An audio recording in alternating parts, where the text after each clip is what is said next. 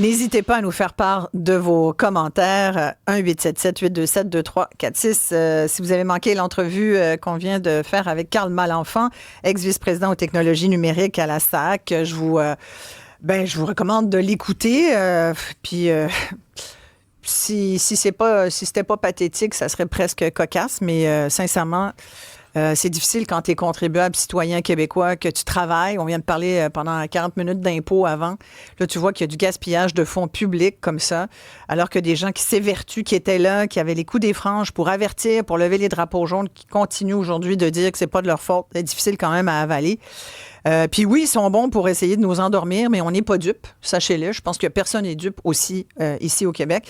Il y a un nouveau président toutefois à la SAC depuis un mois. Il vient d'arriver, Serge Lamontagne, président directeur général donc de la Société de l'assurance automobile du Québec. Bonjour, Monsieur Lamontagne. Oui, bonjour, Madame Maréchal. Avez-vous pensé à 2 fois avant de dire oui à cette job-là?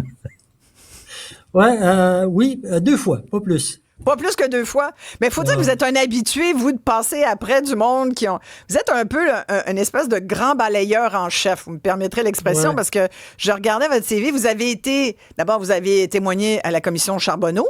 Il y en a qui s'en souviendront, parce que vous avez été DG à la Ville de Laval après le départ du maire corrompu, on s'en souvient. Et là, évidemment, il fallait parler de corruption dans les municipalités. Là, ensuite, vous êtes allé à la Ville de Montréal. Après, vous arrivez à la SAC. Vous avez été directeur général pendant longtemps à la Ville de Montréal. Là, la SAC, là, c'est du gros nettoyage qu'il faut faire, là, M. Lamontagne. Oui, mais c'est pour ça que je suis sorti de ma retraite, parce que ça ressemble tellement à ce que j'ai vécu à Laval. Et je vous dirais que quand j'ai écouté les audiences, déjà, ça venait me chercher comme citoyen. Et c'est pour ça que j'ai accepté de vraiment prendre la société avec les employés. Mais quand je lis le rapport, c'est gênant. Le rapport Galland, je remercie la commission le travail qu'ils ont fait. C'est un travail chirurgical. Ça a l'air qu'il y a des erreurs. Carl Malenfant dit qu'il y a des faussetés là-dedans. Il vient de nous le dire. Il y a des affaires pas vraies. Ce rapport-là est limpide. Ce rapport-là est limpide et c'est pour ça, quand il dit qu'il y a des gens qui ont menti, que j'ai pris le temps, je le prends personnel. Tu sais, comme PDG, là, quand j'ai vu ça hier, c'est pour ça la première chose qu'on a fait, c'est s'excuser. S'excuser auprès des citoyens, mais aussi, je voulais m'excuser auprès des employés. Parce que c'est une infime partie de la société d'automobile qui a géré ce projet-là, tout croche, mais j'en ai 5000 qui ont tout fait pour que ça marche. J'ai 5000 employés qui étaient sur le terrain pour essayer de trouver des solutions contre ces gens-là. Donc, je comprends, M. Lamontagne. Vous arrivez, vous devez travailler avec ce monde-là qui ont été pas mal chahutés parce que quand tu travailles pour un employeur qui est traîné dans la boue comme ça, avec raison, ben tu te sens pas bien comme employé. Mais je pense que vos premières excuses, c'est sûr, vous avez raison de le faire, mais ça va aux automobilistes puis aux citoyens contribuables québécois. Parce que encore hier, on parlait à une des victimes des déboires du fiasco SAC-Clic, Julie Milot, qui a fait partie de l'émission JE en février dernier, l'année dernière. Elle avait 2 voitures, c'est 2 véhicules qui n'ont pas été immatriculés pendant plus d'un an. Ça lui a coûté 135$ par véhicule pour des frais d'inspection, plus d'autres frais. Et le trouble, l'inquiétude, le risque de te faire attraper. Il y a plein d'auditeurs qui nous ont dit « J'ai vécu la même affaire qu'elle ». Et à ce jour, elle a eu des excuses plates et 0 remboursement. Avez-vous l'intention de rembourser tous ceux, M. Lamontagne, et celles qui ont été floués comme ça? Ouais, c'est une bonne question. Écoutez, ça fait 4 semaines. C'est quoi la réponse? Oui, mais ça fait 4 semaines que je suis arrivé à la société comme telle. Ouais. Je vais prendre le temps de regarder tout ça. Ma priorité, c'est le rapport Galland, mais c'est surtout j'ai 8 rapports entre les mains. J'arrive, j'ai un mandat de 5 ans. À court terme, j'en ai 7. Il y en a un 8e qui s'en vient, qui est le rapport des experts. Puis ces rapports-là, il faut rapidement que je mette des solutions pour pas que ça revienne. Donc ça, c'est la première étape. Est-ce que des il y a le rapport de l'UPAC, là. Moi, j'attends beaucoup du rapport de l'UPAC. Il y en a qui vont dire, attends-toi pas à tant d'affaires de l'UPAC, mais quand même, Souvent, c'est C'est un long, bon mais point. l'UPAC aussi, si l'UPAC finit par conclure qu'il y a eu fraude, moi, je reviens parce que à ma question de allez-vous rembourser ce que ça a coûté comme frais aux automobilistes qui n'ont pas eu le service de SACLIC comme on avait promis il y a 2 ans. Ouais. Olivier, il y a beaucoup de gens qui le disent. On a un auditeur 187 Cube Radio. Il dit pourquoi c'est aux automobilistes, aux automobilistes, oui, pardon, de rembourser pour votre fiasco, piger dans vos fonds de fonctionnement ou simplement arrêter ce projet sans fin. Donc, pourquoi c'est nous qui payons? Et Claude dit on devrait avoir un crédit plaque permis. En plus. Exactement. Alors, M. Lamontagne, je répète, vous venez d'arriver. Fait quand on dit votre fiasco, c'est parce que là, maintenant, vous êtes le patron de la SAC. Qu'est-ce que vous voulez? Là, ça vient avec la job. Ouais. Mais c'est simple à décider, M. Lamontagne. Moi, je pense que vous devez rembourser le monde. Là. Puis vous mettrez ça dans la colonne de dépenses au point où on en est. Là. Ouais. Ben, trouvez-vous que ça aurait de l'allure de rembourser le monde? Oui, mais laissez-moi le temps d'arriver, puis je reviens vous voir avec ça. On va voir vous êtes arrivé, là. Ça fait un mois que vous êtes là, quand même. C'est pas... Sincèrement, je pense que c'est la moindre des choses. Sérieusement. Je vais regarder qu'est-ce qui s'est fait. Ça clique, là, Casa, aujourd'hui, va bien. J'ai 40 000 clients par jour. C'est près de 4 millions par année. Donc, il faut faire la distinction entre la crise, comment ça s'est passé, puis aujourd'hui. Depuis quand ça va bien? Puis aujourd'hui, ça va bien. Donc, il faut se rassurer par rapport à ça. Les équipes travaillent fort, on répond aux clients. Donc, pour moi, c'est juste m'assurer que ça continue. Puis, en passant, là, on vient de dépenser 1 milliard. Fait que si on a 1 milliard d'investis dans le numérique, ça devrait être efficace. Donc, ça, c'est ma priorité des prochains mois. Mais en même temps, le rapport Galland va me permettre, avec les autres rapports, de prendre le temps rapidement, je vous rassure, dans les prochaines semaines, de faire en sorte... Je l'ai fait à Laval. Quand je suis arrivé à Laval, là, la ville était sous tutelle. Le gouvernement m'a demandé de rentrer là. Et j'avais 5000 employés, j'en avais quelques-uns. Hein. La centralisation de l'information, là, c'était le maire puis le DG qui contrôlait l'information. On est à la même place par rapport à ça. Mais je me suis organisé pour poursuivre les entreprises. D'ailleurs, mon directeur des affaires juridiques dans le temps, c'était Simon Tremblay, qui est le procureur en chef de la commission Galland. Puis avec Simon, on avait mis l'équipe pour aller chercher le maximum. On parle de 60 millions là, qu'on est allé récupérer. Puis deuxièmement... c'est sûr qu'à l'époque du maire Vaillancourt, là, ça devait être quelque chose, aller fouiller là-dedans.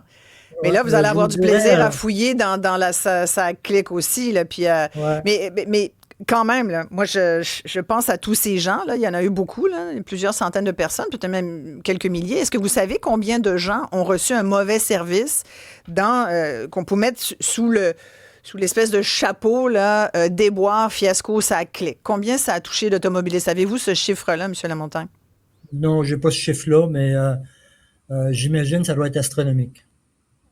Parce que si j'ai 4 millions de clients par année, je peux juste imaginer cette période-là que c'était catastrophique comme tel. Mais encore là... Mais êtes-vous d'accord que c'est pas aux Québécois de payer ça, là, en plus de ce qu'on a déjà payé? Le milliard, il vient pas de... C'est pas votre... D'une certaine façon, c'est la poche des contribuables. Cet argent-là, c'est l'argent du monde, là. C'est l'argent des travailleurs. Là. Le gouvernement, il n'y a pas de machine à cash. Là. Ça vient de chez nous. Là. Non, je suis d'accord avec vous.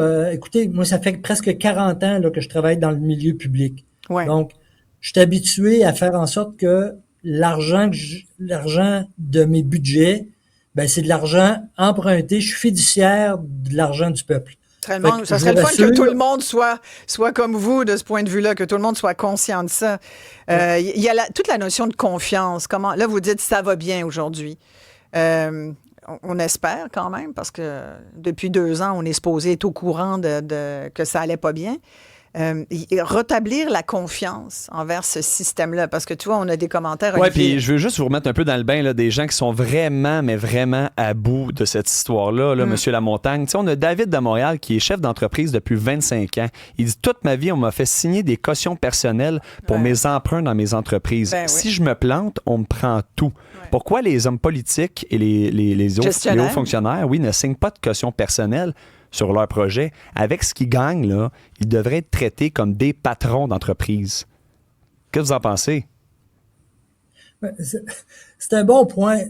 D'ailleurs, ce que j'ai dit toute la journée, c'est que c'est pas normal. C'est pas normal, comme serviteur du peuple, que tu menti au gouvernement puis aux citoyens.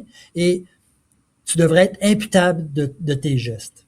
Et c'est pour ça que j'ai demandé, écoutez, après 2 semaines, j'ai déjà commandé auprès de mes avocats de fouiller ça, dans quelle mesure, pour protéger la société et protéger la société automobile, mais protéger aussi financièrement le gouvernement, quelles sont les mesures que je dois poser prochainement, qui incluent les poursuites judiciaires des employés et surtout des entreprises. On a investi 1 milliard. Ça devait coûter 600 millions. Il s'est passé quelque chose. Puis le rapport Galland nous donne en détail, de façon chirurgicale, comment ça s'est passé. Fait que là, mes avocats le regardent et je vous dirais que s'il y a des gens qui ont manqué, ben on va les poursuivre. Mais ça va coûter encore de l'argent. Moi, je pense que le monde, là, si vous leur posez la question, voulez-vous qu'on poursuive? Probablement qu'on veut les deux, là, mais on n'aura pas. Ça va coûter de l'argent. Là. La commission Galland, elle a coûté plus de 7 millions de dollars. Faut pas l'oublier. Là. C'est pas 2 piastres. Mais oui, là. puis il y a Jean-Guy qui vient exactement de dire ça. Il dit qui va payer les poursuites?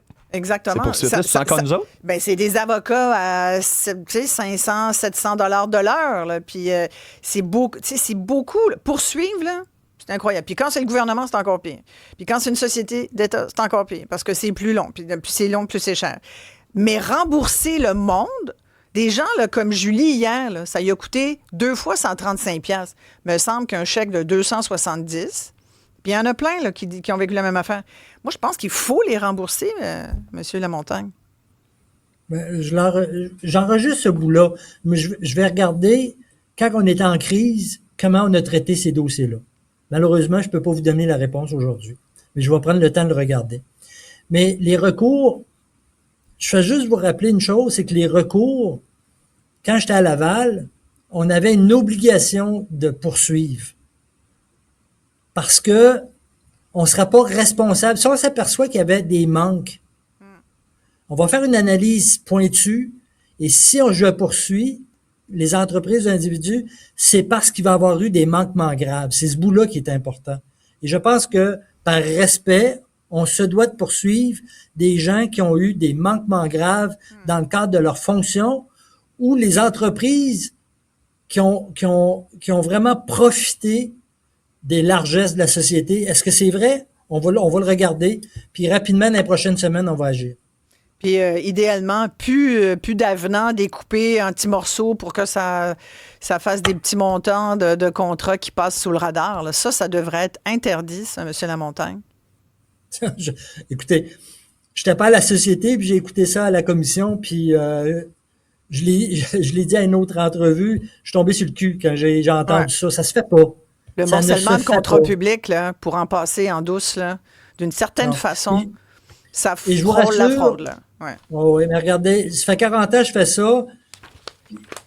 À Laval, encore là, je me répète, mais à Laval, là, les appels d'offres étaient truqués. On savait déjà qui gagnerait le contrat, puis on savait déjà quel avenant qui se donnerait. Fait que je me suis amusé à fouiller là-dedans. Ça ressemble à ça, finalement. Ouais. Voilà. Ben écoutez, merci de nous avoir parlé. Puis on aura l'occasion de suivre le progrès de votre arrivée puis de vos interventions à la Société d'assurance automobile du Québec. Là, c'est énormément de gens touchés au Québec. Beaucoup d'argent qui passe par vous. Merci beaucoup, Serge Lamontagne. Puis surtout, on vous souhaite bonne chance. Puis pensez-y à ma proposition. Là. Moi, je pense que c'est la moindre des choses. Elle est enregistrée. Elle lâche pas, hein? Elle lâche pas. Hein? J'ai vu votre face. Il y a la face du gars qui dit, voyons, elle est fatigante avec son... Il a roulé les yeux un petit peu. Hein? Non, mais en plus, savez-vous quoi? Moi, j'en ai pas eu de problème à SAC parce que j'avais pas d'auto à remiser ou j'avais pas d'immatriculation. Hein. Fait que moi, ça m'a rien coûté. Mais je suis d'accord qu'on prenne de l'argent des gens là, en ce moment, là, de nos impôts, pour rembourser les gens floués. Je pense qu'il y a une question de justice ici. Merci beaucoup, Serge Lamontagne. Merci, au plaisir. J'aimerais préciser que nous arrivons à la conclusion que des gens ont délibérément menti dans toute cette affaire.